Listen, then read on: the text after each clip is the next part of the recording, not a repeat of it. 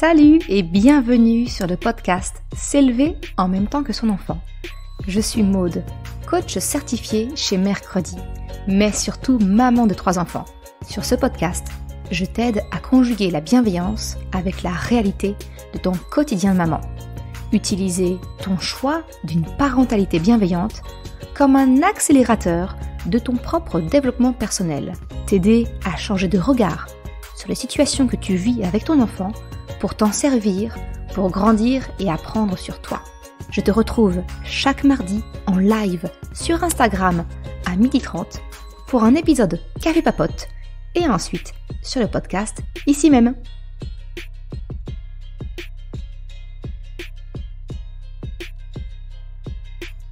Salut! Aujourd'hui, ça va plutôt être un partage de mes réflexions, on va dire, autour du maquillage, de la beauté naturelle, ce genre de choses. Salut Flamboyant75. Salut. Est-ce que tu peux juste me dire si le son, il est OK? Parce qu'à chaque fois, je préfère vérifier plutôt que de parler dans le vide. C'est vraiment ma crainte, c'est de parler toute seule et que finalement, vous n'entendez rien. Salut. Super, donc ça marche, le son est OK. Parfait, merci beaucoup. Alors, donc, rapide introduction, notre live du mardi, c'est notre rendez-vous de Café Papote. Ce sera salut Dunia, ce sera notre dernier de l'année.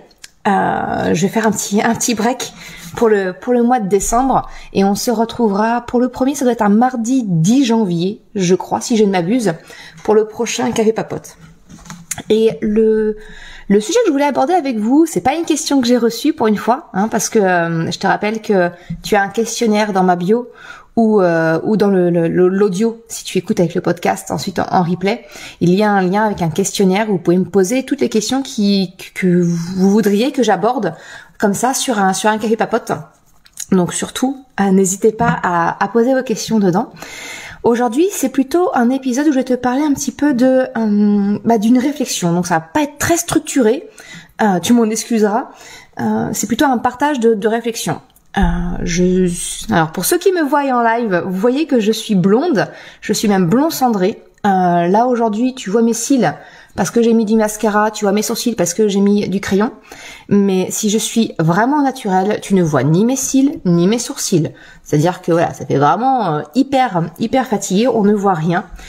Et donc j'ai très vite eu ce réflexe de me maquiller pour camoufler un peu tout ça, parce que voilà, l'acceptation de soi, c'est pas toujours évident. J'ai grandi aussi avec un modèle d'une maman avec la même apparence, on va dire, et qui se maquillait énormément. Et pour moi, tu sais, c'était inconcevable. Le minimum requis pour moi, c'était le mascara. Je ne pouvais pas sortir, je ne pouvais pas me montrer à qui que ce soit sans mascara. Et puis comme beaucoup, quand je suis devenue maman, quand Chocapic est arrivé, moins de temps, beaucoup plus de fatigue, j'ai commencé un petit peu à être beaucoup plus au naturel en restant à la maison, tu vois, le postpartum, tout ça, voilà, je restais au naturel à la maison, personne ne voyait même pas le facteur, parce qu'à l'époque j'habitais en résidence, donc autant dire que je longeais les murs pour aller chercher mon courrier. Et puis est arrivé ce jour où Chocapic, en grandissant, me voyant me maquiller, m'a posé la question: ah maman, qu'est-ce que tu fais? Voilà, m'interroge un petit peu sur ce que je faisais. Et comme tu as sans doute connu toi aussi, un enfant de 18 mois, 2 ans, mais moi aussi je veux me maquiller, maman. Et là, tu dis, non, le maquillage c'est pas fait pour les enfants. Mais alors, pourquoi tu te maquilles, maman? Enfin, ça sert à quoi? Et là, la réponse fuse toute seule. Je sais pas toi ce que tu as répondu ou ce que tu réponds toi à tes enfants, mais en tout cas moi, la réponse a fusé. C'est pour être jolie, c'est pour être belle. Alors autant j'ai pas pris, tu vois, la prise de conscience, je l'ai pas eu à ce moment-là avec Chocapic, parce que j'avais un petit garçon devant moi. Donc, stéréotype à la noix, sexiste, je n'ai pas perçu, tu vois, tout de suite. Mais quand Choupinette est arrivée et m'a demandé, mais moi aussi je veux être jolie maman, moi aussi je veux me maquiller, je me suis pris ça en pleine face et je me suis dit, mais attends Maude, qu'est-ce que t'es en train de dire? T'es en train d'expliquer à tes enfants que ils sont beaux naturellement, que la beauté eh bien, elle est naturelle, la beauté, elle est à l'intérieur. Et toi, tu es en train de leur dire que tous les jours, tu te peinturlures le visage pour être plus jolie. Mais bien sûr que tes enfants, ils ont envie eux aussi d'être jolis. Et donc, bien sûr que eux, ils vont vouloir se maquiller et ne pas comprendre pourquoi, eux, ils ne peuvent pas tout de suite. Et pourquoi voilà, le côté un peu féministe que je peux avoir, je veux que ma fille se sente bien dans sa peau, belle comme elle est, au naturel.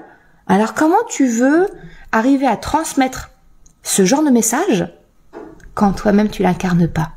Tu sais très bien que moi, ma parentalité, elle est basée sur l'incarnation de ce que je demande à mes enfants. Si je leur demande le respect, si je leur demande de communiquer leurs émotions, de parler pour trouver un compromis, mais bien entendu qu'il faut que je l'incarne et que je le fasse moi-même pour qu'ils voient l'exemple.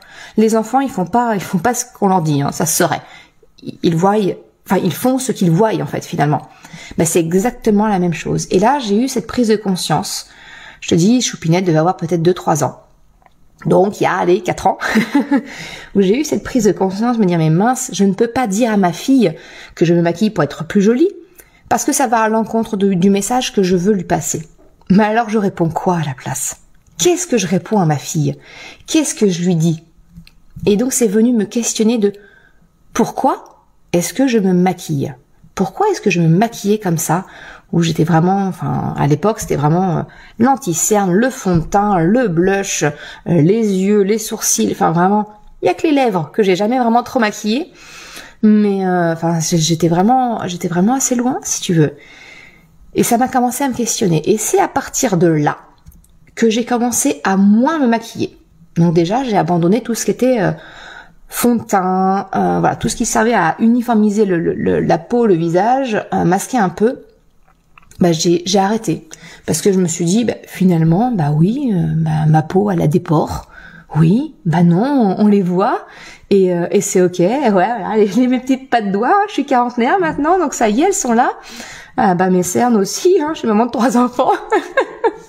Elles sont là, elles aussi. Ride du lion, parce que moi aussi je fais maman dragon. Et j'ai pris le parti, tu vois, comme ça doucement à ralentir sur le maquillage, à en mettre moins, à en mettre mieux, c'est-à-dire que c'était plus me tartiner pour me tartiner, c'était vraiment la recherche de me sentir moi bien, tu vois, plutôt que de pas paraître malade. Parce que les premières réflexions que j'ai eues en entreprise, quand j'ai commencé à moi maquiller, t'as l'air fatiguée, Maude. Et même aujourd'hui, tu vois, quand je ne mets pas ce fichu crayon à sourcils et le mascara sur les cils, eh bien, je fais fatiguée.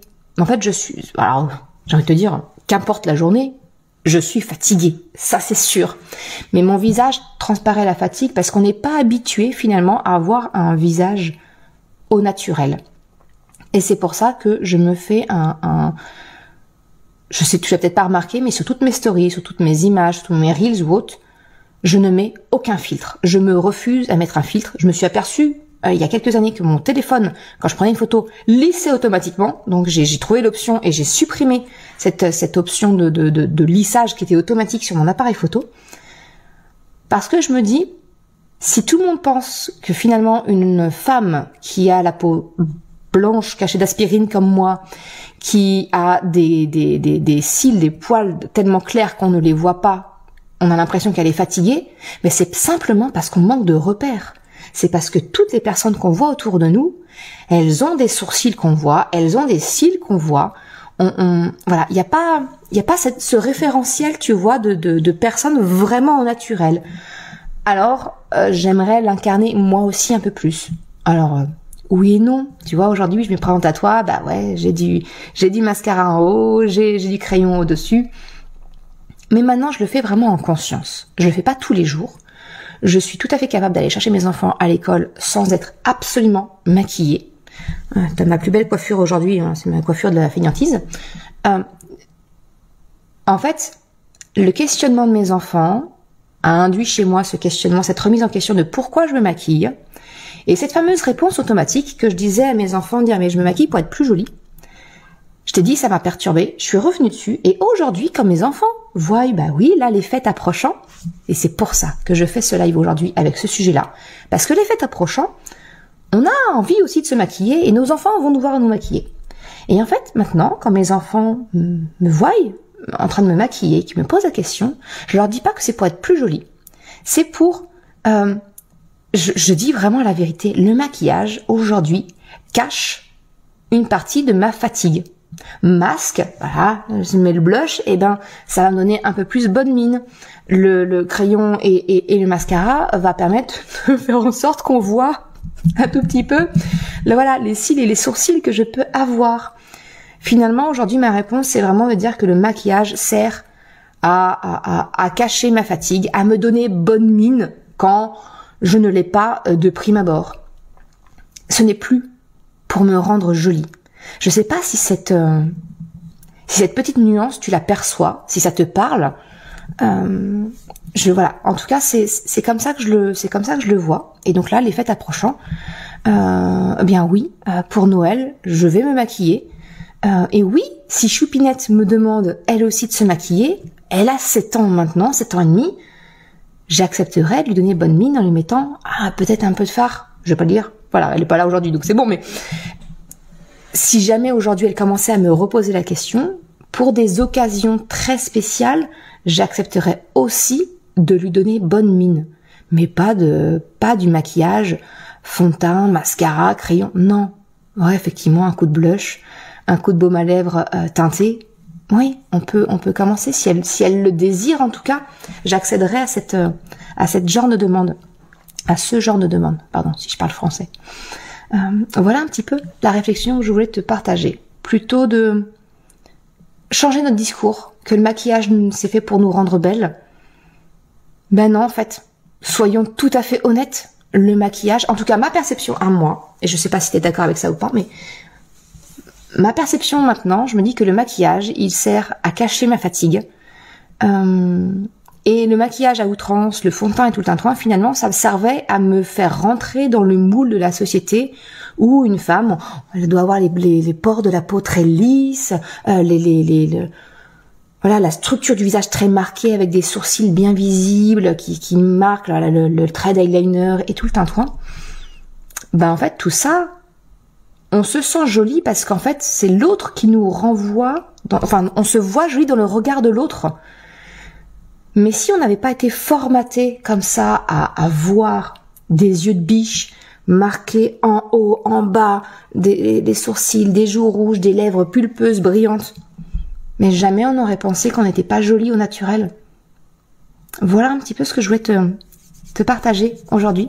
Moi, le maquillage, aujourd'hui, déjà c'est le strict minimum. Donc voilà, quand je me maquille, et ça sert pas à me rendre jolie. Ça sert juste à me donner bonne mine et à cacher un peu, voilà, quand une nuit a été plus courte que l'autre, quand je sors de convalescence, ce qui est mon cas en ce moment, voilà, ça me donne un peu bonne mine. Voilà, mon rapport au maquillage, il a changé, et c'est comme ça en tout cas que je le présente à mes enfants. Voilà ce que je voulais te partager aujourd'hui. Je sais pas si ça... N'hésite pas, hein, vu que tu es dans le live, si ça te fait réagir, si tu as une question, si ça résonne en toi, ça serait super si tu pouvais me partager, m'envoyer un message, me dire ce que tu en penses. Et si tu m'écoutes en replay, je suis toujours ouverte pour qu'on m'envoie un message. Alors, je vais voir un petit peu s'il y a des demandes, s'il y a des messages. Salut. Alors. Non, ça semble clair. Ça semble clair pour toi. Super. Écoute, voilà, c'était un petit peu le partage d'aujourd'hui que je voulais te proposer à la veille des fêtes pour le dernier live. Donc, je te le répète, c'est le dernier live de l'année 2022, de la saison 2 du podcast. Alors, je vais regarder un petit peu. Super. Alors, Dounia, alors, je suis tout à fait d'accord, plus de fond de teint depuis plusieurs années, mais j'avoue de ne pas me passer d'anti-cerne. Je te comprends. Je te dis, moi, en 4 ans, j'y suis allée hyper progressivement. Le fond de teint, c'est la première chose que j'ai dégagée, effectivement.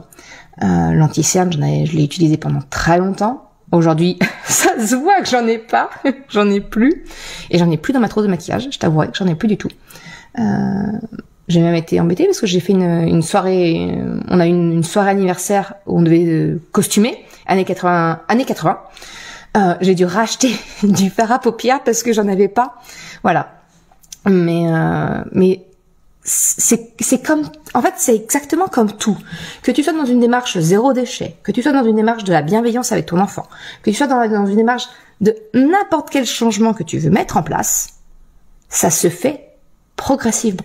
On peut pas, je la refais parce que je me suis étouffée en même temps. Ça se fait progressivement. Tu peux pas demander de switcher comme ça du jour au lendemain. C'est beaucoup trop violent. Même pour toi, c'est beaucoup trop violent. Donc voilà, on y va tranquille. Et ça permet aussi au regard de l'autre en face de toi de s'adapter et de s'habituer aussi à ce changement. Et du coup, c'est un peu plus facile à supporter. Alors, tu me demandes si j'ai ressenti des effets sur ma peau. Oh bah oui. Le jour et la nuit, j'ai envie de te dire. Le jour et la nuit. J'ai une peau à tendance acnéique de base. Depuis toute petite. J'ai envie de te dire que c'est même pour cette raison-là qu'on m'avait filé la pilule gamine.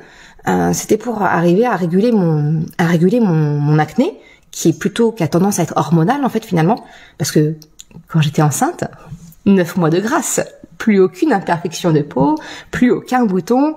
Donc c'est vraiment lié à mes cycles, si tu veux. Et j'ai toujours cet effet de cycle parce que j'ai encore mes cycles menstruels. Donc effectivement, j'ai une peau un peu plus réactive. J'aurai peut-être 1 ou 2 boutons à l'approche de mon cycle.